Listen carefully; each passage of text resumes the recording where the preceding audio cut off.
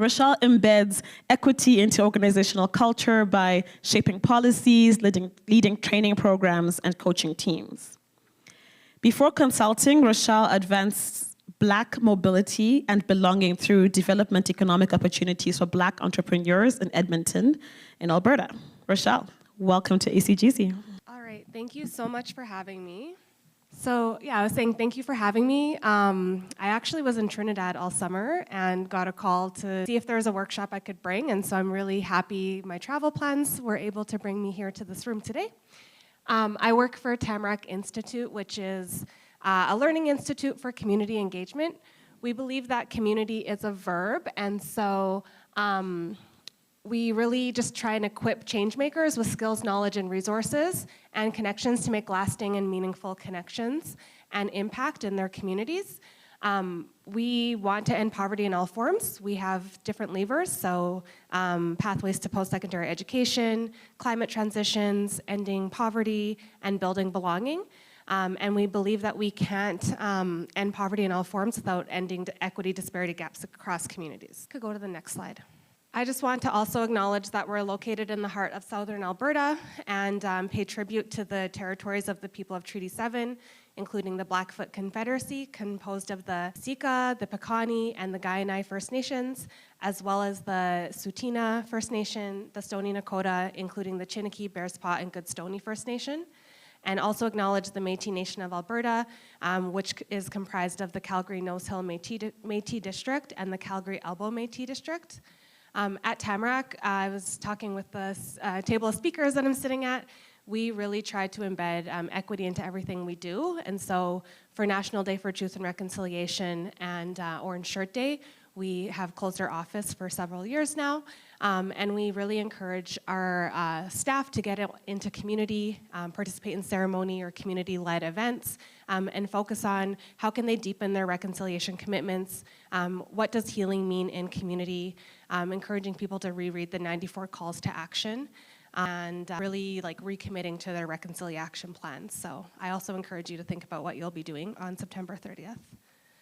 I also want to acknowledge those of us who came here as settlers, as migrants, either in this generation or in generations past, and those of us who were brought to these lands as a result of the transatlantic slave trade and slavery. And I want to pay tribute to ancestors of African origin and descent. I myself carry lived experiences of anti-Black racism, and I continue to navigate systems that are not built for my safety or well-being in mind. Canada has foundations that are deeply entwined in the legacy of slavery, and it's visible, such as Upper Canada's enslavement of African populations, the displacement of communities, Hogan's Alley, all the way to Africville. And despite this, Black communities have endured, resisted, and contributed immeasurably to the social fabric of this country. And so I think of people like Viola Desmond, Lulu Anderson, and people that are still living like Dr. John Augustine or Willie O'Ree. My work is grounded in a commitment to keeping intersectional Black experiences at the center of our efforts to eliminate poverty in all its forms and disrupt equity disparities and create systems where Black communities not only survive but thrive. This past Emancipation Day, we spent, as an organization, we developed our personal and team level African ancestral acknowledgements, and so we're really trying to think about, when we're trying to think about climate transitions or pathways to education, how are we doing that with an anti-Black racism framework in mind? We can go to the next slide, please. So this is just a quick icebreaker. We're going to do it really brief because we're a little bit short on time. So Liz Weaver, who's one of Tamarack's former co-CEOs, liked this one breath introduction. And so you could just turn to your neighbor and introduce yourself. So share who you are and one thing you're hoping to gain from this workshop. And I'm gonna add one more thing. If you could just introduce what your project is that you're working on. So what's the issue you're trying to advance? So one breath introductions, and we'll give you about 3 minutes to do that.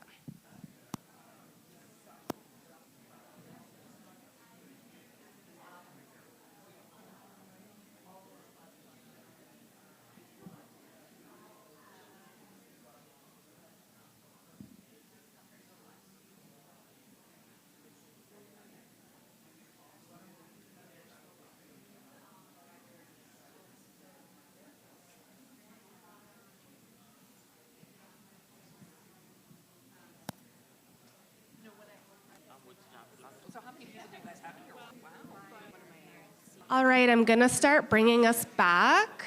We can go to the next slide. So this is my attempt to summarize who I am in a slide. My name's Rochelle Ignacio, pronouns are she, her. I am the director of, this is wrong, but Equity, Anti-Racism, and Reconciliation. We changed our team name this year. I have a Bachelor of Science in Human Ecology from the University of Alberta, where I got a major in family ecology and a minor in community diversity. I always like to share in university, I was thinking about immigration policy and racism. That's all I wanted to do my school projects on. So if you wanted to be in my group, as long as that was the topic, I was okay with that. And I didn't really understand what diversity was. I was like, why am I in this like age and aging course? And like, I didn't understand all these facets of diversity, but it was really when I started doing joining diversity committees and learning about what true diversity is that I expanded my own mindset. So I like to encourage and tell people that because we all grow. The Seeds of Transformation is my new little baby. My thing that I did this year, I told my supervisor I needed a little bit of a break from being productive because we finally published our equity framework and action plan. And I'm on this like journey to be guided by an African ancestral and spiritual practice and trying to just honor the purpose that my ancestors have for me on this planet. I do coaching and consulting, and I work with member communities to embed equity into the work that they're doing. And I do a lot of community building, but I'm currently on a little bit of a sabbatical, and I've found some new project leads to lead the work that I do in Edmonton. So that's a little bit about me. My contact, my email's on the right-hand, and my LinkedIn's Rochelle Ignacio. My email will be at the end of the slide as well. So I'm really excited to present this tool. I'm also very nervous because we haven't finished developing this tool at Tamarack. But we developed some guiding questions that's included in our Seeds of Transformation framework. We're trying to expand on that tool so that we can have something on our website that everyone can access about how they're going to embed equity, anti-racism, and reconciliation into their work. It also is building upon a collaborative improvement framework that we have within our framework. And right now in our organization, each department has a tool from our framework that they're tasked with expanding so that we can get these tools published and into the hands of people like you. This tool calls for intentional reflection, deep listening, and cycles of collaborative action and iteration to address root causes of inequity while nurturing regenerative, community-rooted change. It's designed to help staff, partners, collaborators examine how equity, anti-racism, and reconciliation are integrated into your work, and whether processes are moving us closer to our shared goals of justice, inclusion, and systemic transformation. And it prompts us to ask courageous questions about who's benefiting, who's being excluded, and how we can shift power to create lasting change. On your tables, there are workbooks, some sheets stapled together. So there's a little bit more about the tool on that sheet, and then on the second page, there's also the guiding questions. I refer to our work as EAR, so I might not say equity, anti-racism, reconciliation every time. Our tagline is we're the EAR team because we listen, but this EAR analysis tool helps us confront our biases, name our privileges, and engage in ongoing reflection. It creates space to learn from mistakes, share progress transparently, and celebrate growth. And the tool is more than just a checklist. So it's not something that you pull out at the end of the project and think, okay, this was who was benefiting, we got this is who's included. That's not the intention of the tool. But working through these questions throughout the evolution of your project is a commitment to walking the path of transformation together. We're going to spend time applying the tool to your projects today. This is just a starting place. Within the span of an hour, we can't go fully through this tool, but we're gonna just start getting our minds into answering these questions. And I encourage you, whether you're working on your own or you have teams, to bring this tool back to your team and work through the questions following the workshop. So you might be asking, like, why another tool? So we see this tool as both a lens and a practice. The guiding questions allow us to identify inequities and exclusions within our strategies, our programs, our policies, and community initiatives. It allows us to acknowledge intersectional realities thinking about race, indigeneity, gender, class, and any additional identities that shape our access and outcomes. This tool will ask us to name and analyze the root cause of systemic barriers rather than focusing on symptoms. When we think about the iceberg that Ruby presented, really getting to the depth of what that iceberg is showing and not just thinking surface level of what we're seeing. This tool asks us to co-create solutions with the communities most impacted by inequity, centering their knowledge, their leadership, and their definitions of what success are. And it asks us to build accountability structures so that we measure not only what we do, but how we do it and who we're doing it with. Often, initiatives aim to address inequities. They focus on representation, but they're not shifting decision-making power, resource flows, narratives, or looking at governance. And this tool ensures that we're moving beyond the symbolic actions towards transformative change. We're really looking at how we're changing that system that's contributing to inequity. The change is measurable, accountable, and it has to be community-led. And it reminds us that equity, anti-racism, and reconciliation are not add-ons, but they're foundational to all aspects of our work, from governance to partnership to narrative change and resource allocation.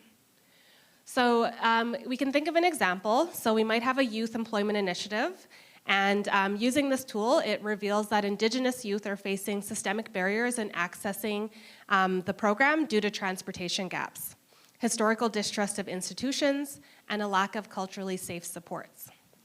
The tool could help us dig deeper and understand that maybe we could shift resources to Indigenous-led organizations and solve that historical distrust in institutions. It could integrate land-based mentorship opportunities, providing culturally safe access and supports. And it could adjust evaluation metrics to include community-defined outcomes, not just looking at employment rates. Oh, can we go to the next 2 slides? I forgot to tell you. Okay, so when to apply. This tool can be applied at any phase of a project, a decision point, and it really ensures that we're centering ear in everything we do. So at the start of an initiative, you're thinking about your vision, you're setting your values, you're thinking about the intended impacts you're hoping to have. It can be applied in moments of transition. You're shifting a decision, you're about to scale, and you're making significant changes. And all those equity commitments you made in your vision and value setting, they're at risk of being lost. If you're having conflict or challenge, so suddenly there's a fracture, there's some debate going on, you can apply this tool and start using these questions to invite dialogue and ensure that equity is not sidelined. And again, measuring progress. So there's evaluation questions in here, and so to align evaluation with the community-defined success. Next slide. So I have a case study on the slide, but in your introductions, you shared about the project that you're working on. If you don't have a project, you can use the case study that I've developed. But on the 3rd page, there's the reflective exercise. So this is where we're gonna start using our brains and putting some thoughts down on paper. The first question is, what is the equity gap you're trying to close through your work? And so take a few minutes to think of that. If you don't have a project, if you're here just out of interest today, you can read the case study. And it's also, if you can't see it on the slide, it's on the next page at the very bottom. So I'll give you a few minutes just to write down what the equity gap is that you're trying to close. And everyone should have got a pen with your notebooks, but if you don't have a pen, just put up your hand and hopefully we can get you one. So I'm just going to read out the case study for anyone that doesn't have a specific project that they're going to apply this tool to today. In rural Indonesia, a partnership between local schools, government ministries, and international NGOs has launched a program to provide free textbooks and scholarships for girls' school registration. The initiative aims to reduce financial barriers and improve girls' access to education in communities where dropout rates remain high. And while the program has made strides, questions remain about who benefits most and whether the deepest barriers, such as cultural norms, economic inequality, and systemic exclusion, are being addressed. We're going to apply the tool to this case study today, but we're also going to be asking you to share your answers to these questions as we go through guiding questions in the workbook. So let's get into it. Any questions before I get started? All right. So the first question that we ask is, who benefits from how things are now? This question, oh, can we go to the next slide? I'll be really bad at that, I'm sorry. This question helps us shift power by moving us to examine and rebalance where influence, resources, and decision-making sit. I know a lot of people have seen, like, GBA Plus was mentioned, so you've often heard about who benefits, who's excluded. But to go deeper, you might think about which individuals or communities currently experience the greatest benefit from this program, this policy or approach, and are these benefits distributed equitably? And asking ourselves these questions is going to uncover which individuals and groups hold disproportionate advantage under the current systems and structures. So you can take a few minutes to jot down who's benefiting currently, and if you have some time, you can share amongst your table. No, so you can, if you have your own project, I really encourage you to use your own project. The case study is only if you don't have a project. All right, I'm gonna move us to the next slide. The next question asks us who's currently being excluded. This will help foster belonging to ensure that all voices, especially those that are historically marginalized, are included and valued. To go deeper, the questions are, which communities are absent from decision-making, program access, and benefit? And what intersectional identities do they hold? So you could think about disabled women, you could think about queer Indigenous youth, thinking about the many identities that are most marginalized and impacted by your key issue. Do we have anyone who would like to share quickly what their project is, who's benefiting and who's being excluded? Okay, we have a volunteer. Good morning, everybody. My name's Sasha, and I represent an organization called Right to Learn Afghanistan. And we're currently implementing an online school for girls in Afghanistan and in Pakistan and Turkey. And we are trying to serve girls who, as it turns out, we have about 700 students now. But many of the girls are coming from Kabul and not from other parts of Afghanistan, because I think of the way we have to do non-public facing advertising to bring girls to us, so it's about who's connected. And we're also not bringing boys into the program, even though they're having a different kind of educational experience in Afghanistan than they did in the past. And students from different ethnicities, and also we're not bringing in girls or boys from Taliban families. So there's a large number of students who are excluded from our program. Thank you. Thanks for sharing. For the case study, when we think about who benefits, we might think about middle-income families that are close to urban centers. They're easily able to access scholarships and resources more than people in remote rural villages. And when we think about who's excluded, we might think about low-income rural girls, Indigenous girls, girls with disabilities, or girls from religious minorities who are facing exclusion of accessing that program. The next question is, what factors contribute to this exclusion? So this is where we're trying to get beyond those symptoms and into the root causes. And we could ask what policies, practices, narratives, or norms are sustaining exclusion, and how do colonial, racial, and economic histories contribute to the current gaps? So this is where we don't have time to go in depth in this workshop, but let's try and list some of those factors that are contributing to exclusion of our issues that we're trying to solve. So as we think about the factors contributing to exclusion, I just want to talk about how we can find out this information. So during our engagement phase, we want to be really listening to what the root causes are. And we want to be thinking about what additional research is needed to understand what the root causes and not indirect causes or symptoms are of issues. I also urge you to use your senses, so try and get creative. What will centering equity, anti-racism, and reconciliation feel, taste, look like? Who's included in that future? And what needs to be dismantled in order to achieve that reality? So that could also get you to what those root causes are looking like. Going back to the case study, gender norms that prioritize boys' education. For a parent, it might be hidden school fees, so not thinking about the uniforms or the cost of transportation to get to school. There might be language barriers to even knowing about the scholarship program, being able to fill out the form, being able to access education, and there may be some discrimination against minority groups. We can go to the next slide. Oh, we're on that one. So how will we know that equity, anti-racism, and reconciliation are being centered? And this is where we ask you to use community-defined measures, using locally rooted definitions of progress rather than imposing external metrics. Ruby, I just loved your presentation, but I think you did a good job of this, of like thinking about Western and non-Western ways of what does progress look like. And so instead of going into these projects with this is what I think the outcome is going to be, how are we engaging in community to co-create what that measure of success looks like? So what evidence, stories, and data are going to show progress, and really getting out and asking community that? And how will communities most impacted define and recognize success?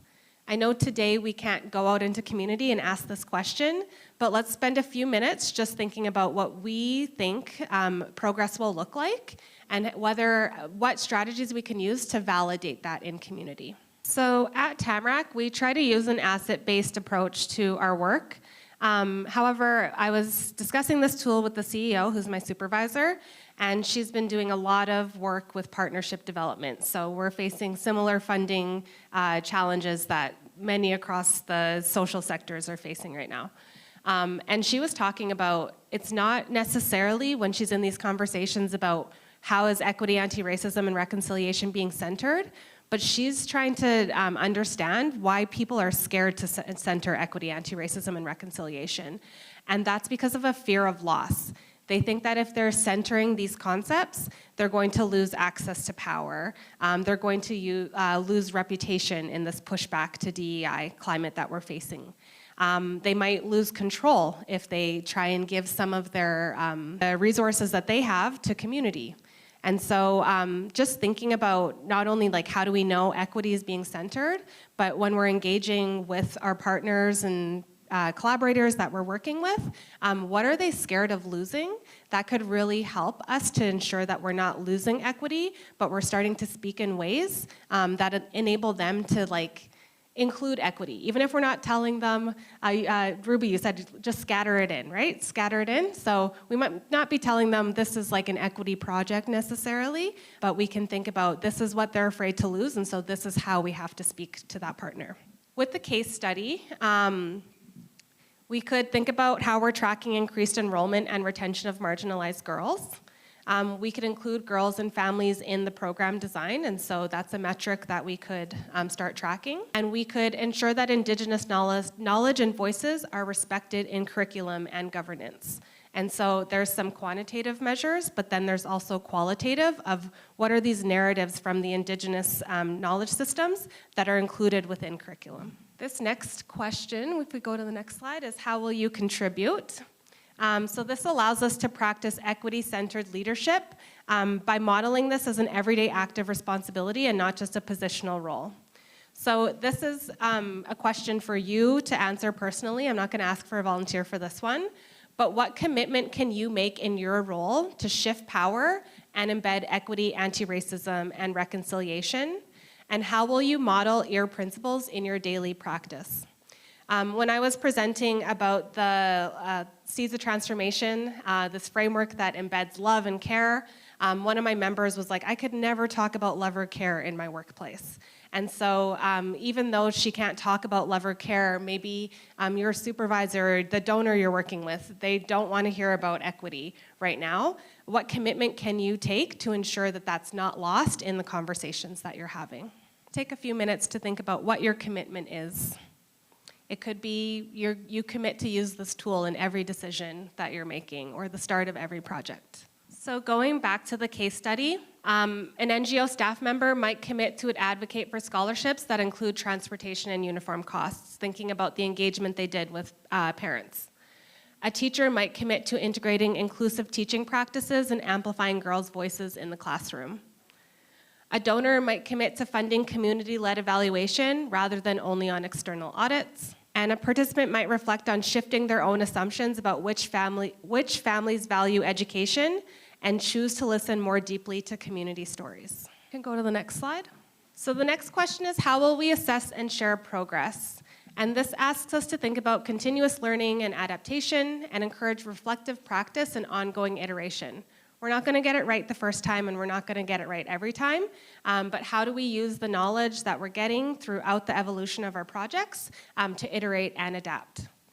How will progress be measured and communicated, not only to our funders, our teams, but also to the community that we're responsible to? How will the learnings, especially failures, be shared for organizational growth?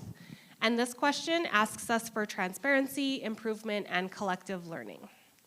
So what are some ways that you are going to share progress, not only internally, within your funding reports, but also externally to community? Who has an example they want to share of how they're going to be sharing progress? I'll pick on somebody. Okay, we got someone in the back. I'll just wait for the microphone. Hi everyone. We will access progress through community feedback and community dialogues. Great, so through this project, you went to community and you probably got some feedback. And then as the project is evolving, you're gonna go back and go have more dialogue, also get more feedback so that you can iterate and adapt. That's a great example. In the case study, you could use, oh, there's another. Thanks. Harveen was commenting about her experience where there's a lot of reporting and then you wonder who really uses it, who really reads it. So I'm a big fan of infographics because it's just brief and visual and it just feels so accessible for everybody. So I'm a fan of that, and I just wanted to give a shout out to Engineers Without Borders, and I know our chair is from there, with their failures report. I just think it's very brave and just wonderful in advancing our thinking. Thank you. So also thinking about what's the accessible ways that we're sharing this information, and being transparent not only of, oh my gosh, we did all these great things, but hey, we failed in these regards and we're going to continue to iterate and adapt and try to address these failures. Tamarack, we often talk about fail forward. Okay, I'm gonna go to the next slide. So the next question is, how do we use, validate, and interpret data? This acknowledges community-validated quantitative and qualitative metrics and recognizes the power of community narratives and that buy-in is the most essential form of knowledge. So through your project, you're going to ask yourself, who's collecting, interpreting, and owning the data? How are stories and lived experience valued alongside quantitative data? And how does this data inform systemic change interventions? So this will develop, this question is big and complex, but this is going to examine how data practices can perpetuate and dismantle inequities, and also it could inform your data collection, retention, and management practice that you have. So you can, in your workbook, just think about how you're going to tackle this question of data. Who's owning it, who's collecting it, how are you collecting the qualitative stories as well as the quantitative measures, and how are you going to use that to actually enact systems change? You don't have to be thinking about, I have to go out and collect all this data. There's a lot of rich data that's out there already, and communities are often overtaxed with providing data again and again and again. So you might be asking yourself, who knows where these pre-existing data sets are?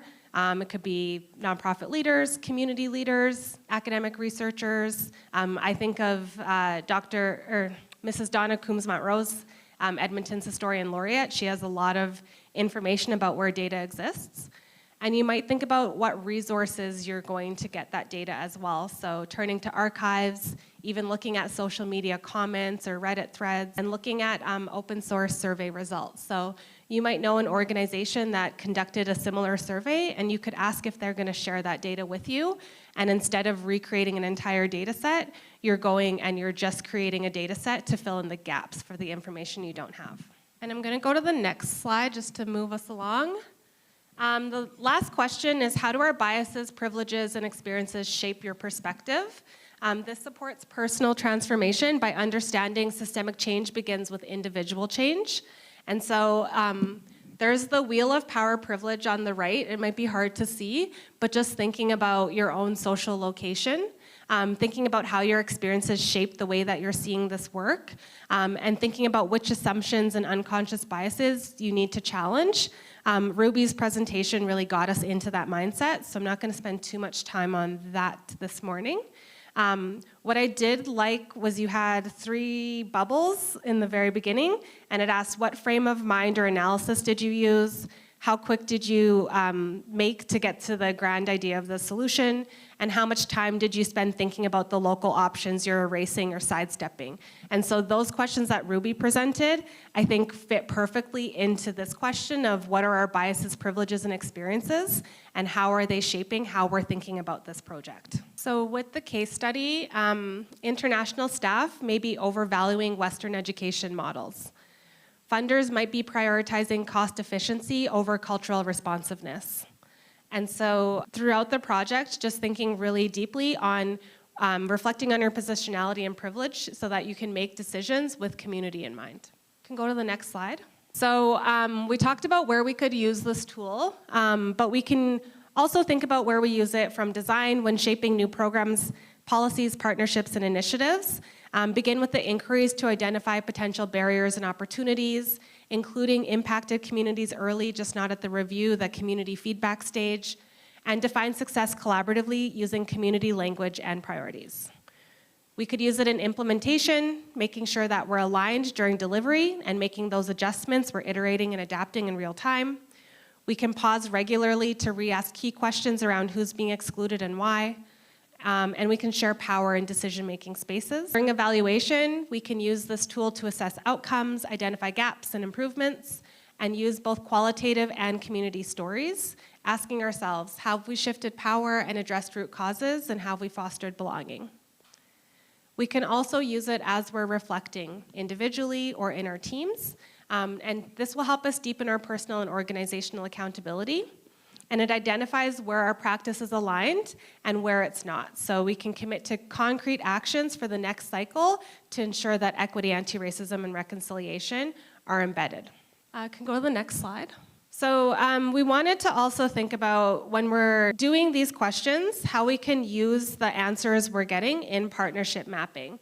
So I went to this business development program at Harvard Kennedy, and they had this detractor, neutral, and champion model, and I thought it was a very simple way to think about everyone that's involved in your work.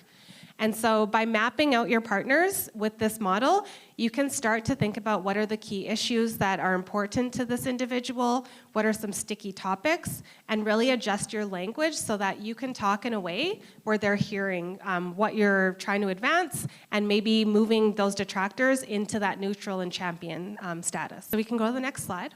The last page of your workbooks, there's this partnership mapping template. We're not going to have time today to go through this, but it's just a simple way so you could write the name of the individual. The status would be mapping them as that detractor, whether they're neutral on your issue or whether a champion of your work. And then start to think about what are the key issues. So why is this person such a detractor of the work? Why is this person a big champion? What are those sticky topics? What are those things that you want to maybe avoid in your partnership conversation? What might they be afraid to lose? So what power and control are they afraid to lose and why? And then start to develop your key messages from there. Could go to the next slide. I just hit it again. So I did a quick one for the case study. So there's Mr. Rahman, a government education officer. They're neutral about this issue of girls' access to education through scholarship. They want to expand access, but they're constrained by budget limits and national policies. Their sticky topic is they're concerned about setting precedents for targeted scholarships. And a key message might be, partnering with local NGOs and donors can demonstrate scalable models that align with national priorities while ensuring that rural girls are not being left behind. Pak Booty is a village leader. They're a detractor of this program. They're skeptical of prioritizing girls' education over boys' opportunities. They believe that boys should remain the main breadwinners in homes. And so a key message might be that ensuring girls' access to education strengthens the entire family and community and improves household income, health, and stability for all. So you can start to name your partners out, think about where they sit within your issue, think about what key issues are important to them, what is not important to them, and then start to develop your key message. But think about all the questions that you used in your analysis tool to help you ensure that you're not losing your equity, anti-racism, and reconciliation initiatives and strategies in that conversation. Next slide. I know we're at time, so we'll hold on questions. I'll be here all day. My email's at the bottom of the slide, but I hope that this was a good introduction to the tool, and I hope you can continue using it in your organizations. Thank you.